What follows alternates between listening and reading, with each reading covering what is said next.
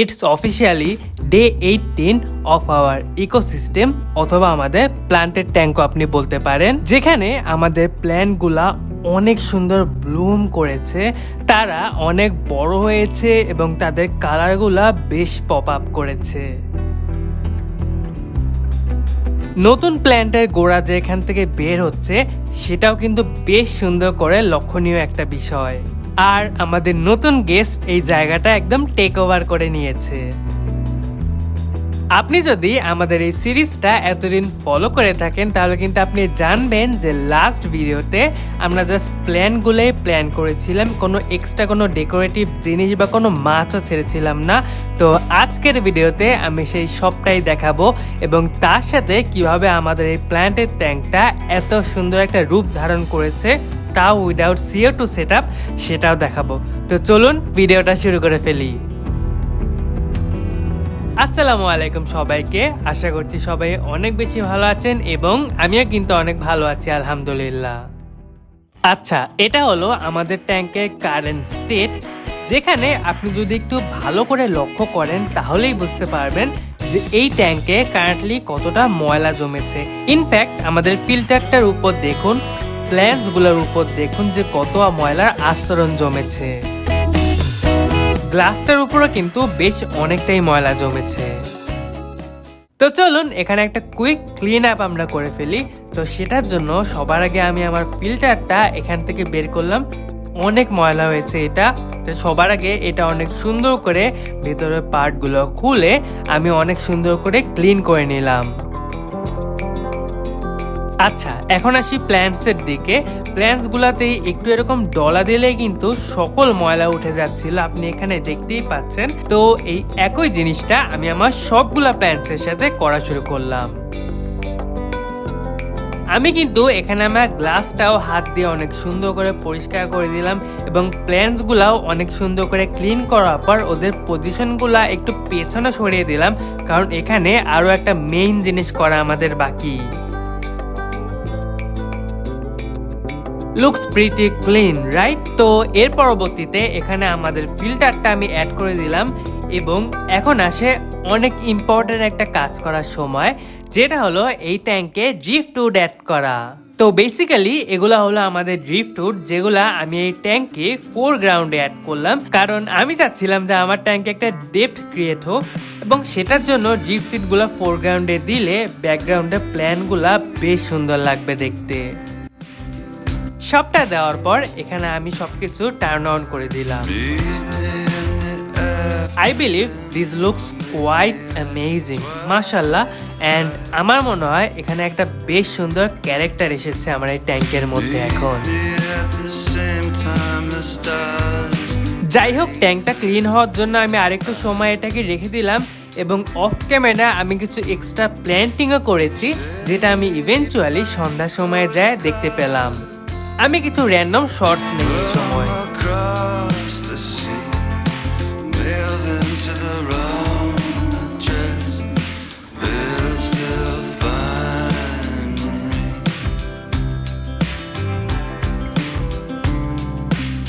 And alhamdulillah, I was quite happy with the setup. How it came out, আমি একদমই এত সুন্দর হবে সেটা এক্সপেক্ট করেছিলাম না। Seeing the plant grow, এটা কোয়াইট অবভিয়াস যে আমাদের লাইটটা কিন্তু অনেক পারফেক্টলি ওয়ার্ক করছে। আচ্ছা, হলো তো মোটামুটি প্ল্যান্টিং। এখন আসে বড় একটা কোয়েশ্চেন, সেটা হলো এই ট্যাঙ্কে অ্যাকচুয়ালি আমি কি মাছ ছাড়বো। তো ইভেনচুয়ালি আমার মাথায় আইডিয়া আসে যে এখানে আমি ক্লিনার মাছ ছাড়বো, যেমন সাকার, ফেদার ফিন ফিশ। তো অ্যাকচুয়ালি আমি এগুলাই কিনে আনি এবং আমার ট্যাঙ্কে এদেরকে অ্যাক্লিমেশন করার পর ছেড়ে যখন দেই, তখন অ্যাকচুয়ালি আমি বুঝতে পারি যে আমি অনেক বড় একটা ভুল করেছি। অ্যাকচুয়ালি কেনার সময় এই মাছের সাইজটা বোঝা যাচ্ছিল না, অ্যান্ড এই ট্যাঙ্কে ছাড়ার পর আমার ফিল হয় যে এই ট্যাঙ্কের জন্য মাছগুলা বেশ বড়, প্লাস প্ল্যান্টগুলো যেহেতু মাত্র এখানে লাগানো হয়েছে তো এদের রুটগুলো একদম শক্ত হয়নি। তো বাই চান্স এই প্ল্যান্টগুলো নষ্ট হয়ে যাচ্ছিল, অ্যাটলিস্ট ওদের পজিশনগুলো নষ্ট হয়ে যাচ্ছিল। হ্যাঁ, ইট ওয়াজ এ ফেইলিওর। তো কিছু করার নাই, এখানে আমি অনেক কেয়ারফুলি এই মাছগুলোকে এই ট্যাঙ্ক থেকে সরিয়ে ফেলি। সরিয়ে ফেলা আরও একটা বড় হ্যাসেল ছিল, সেদিকে আমরা নাই যাই। তো এখন আমি ভাবলাম যে এই ট্যাঙ্কে অ্যাকচুয়ালি কী মাছ ছাড়া যায়, তো সেটার জন্য আমার কাছে পারফেক্ট সলিউশন মনে হলো গাপ্পিস।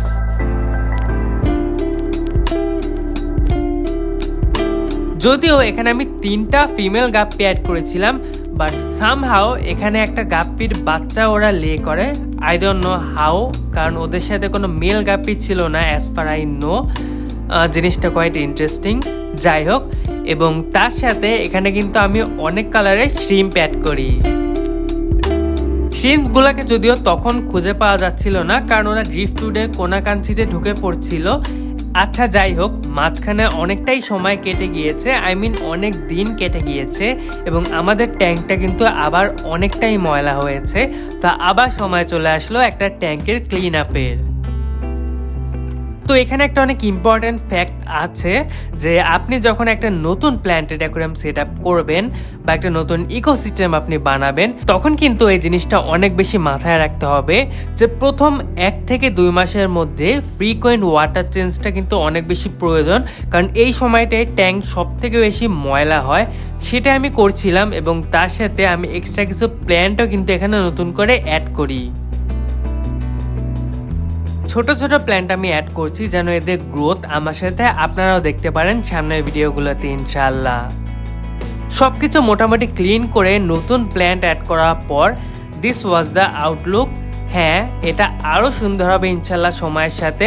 অ্যান্ড ইভেনচুয়ালি এখন আমরা চলে আসি ডে 18, যেটা হলো আজকের দিনের ফুটেজে। আজকের দিনে আপনি দেখতে পাচ্ছেন যে আমার প্ল্যান্টের গোড়ার থেকে নতুন প্ল্যান্ট ক্রিয়েট হচ্ছে, এবং যেই প্ল্যান্টগুলো একসময় আমি ভেবেছিলাম যে হয়তো বা সার্ভাইভ করবে না, পাতাগুলো নষ্ট হয়ে যাচ্ছিল, সেই প্ল্যান্টগুলো এখন অনেক সুন্দর করে গ্রো করেছে মাশাআল্লাহ। সবগুলা প্ল্যান্টের কালারেশন এত সুন্দর এসেছে, বাট এত ভালো জিনিসের মধ্যে একটা খারাপ জিনিস কিন্তু হয়েছেই, যে আমার যে 3টা ফিমেল গাপ্পি ছিল তিনোটাই লাভ দিয়ে এই ট্যাঙ্ক থেকে মারা গিয়েছে আর কি, which was quite sad. Actually কেন গাপ্পি লাভ দিয়েছে সেটা আমি জানতাম না, কারণ নর্মালি গাপ্পিরা লাভ দেয় না, বাট এখানে ফরচুনেটলি আমি কিন্তু 2টা গাপ্পির বাচ্চা পেয়েছি। এখন শ্রিম্পের সাথে ওরা অনেক সুন্দর করে এখানে ঘোরাফেরা করে মাশাআল্লাহ, এবং এখানে যেন ওরা একটু সেফ এবং সিকিউর ফিল করে, সেজন্য নতুন করে এক্সট্রা কোনো কিছু আমি এখানে অ্যাড করছি না আপাতত। ওরা আরেকটু বড় হোক, স্টেবল হোক ট্যাঙ্কটা কন্ডিশন আরেকটু, তারপর যে আমি সবটা অ্যাড করব। আশা করছি এই মাছের সাথে প্ল্যান্টের গ্রোথটাও আপনাদের সাথে আমি শেয়ার করতে পারবো। তো সেগুলো যদি আপনার মিস করতে না হয় তাহলে এখনই সাবস্ক্রাইব করে আমাদের ফ্যামিলি মেম্বার হয়ে যান। আর ফিউচারে যদি কোনো আপডেট মিস করতে না হয় তাহলে ভিডিওটা একটা লাইক দিয়ে কমেন্ট করে আমাদেরকে জানান যে এই ট্যাঙ্কে আর কি করা যায়, অন্য কোনো ছোট টাইপের মাছ আছে নাকি যেটা অ্যাড করতে পারবো এই ট্যাঙ্কে, এবং ইনশাল্লাহ নতুন কোনো ভিডিওটা আপনাদের সাথে দেখা হবে। তো সেই পর্যন্ত সবাই ভালো থাকবেন, সুস্থ থাকবেন। আসসালামু আলাইকুম, এবং আমাদের ইনসাইড অ্যাকোয়ারিয়াম পরিবারের সাথে থাকতে কিন্তু একদমই ভুলবেন না। আল্লাহ হাফেজ, আসসালামু আলাইকুম সবাইকে।